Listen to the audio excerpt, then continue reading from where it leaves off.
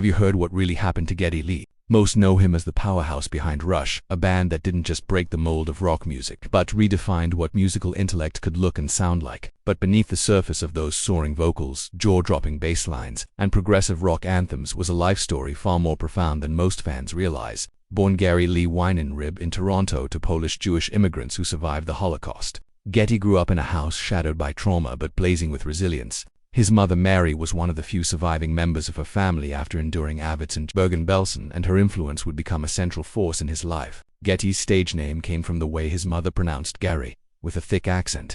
Geddy stuck, and so did the determination she passed on to him. As the frontman of Rush, Lee became an icon for those who believed in pushing boundaries, both musical and personal. But the toll was immense. Decades of relentless touring, album cycles, and critical scrutiny began to wear on him physically, emotionally, spiritually. What many don't realize is that after Rush's final tour in 2015, following the death of drummer and lyricist Neil Peart's daughter and wife years earlier, the band's dynamic quietly crumbled. Geddy was left adrift, not just musically but He spent years in a kind of limbo, mourning Peart's passing in 2020 and struggling to find meaning beyond Rush.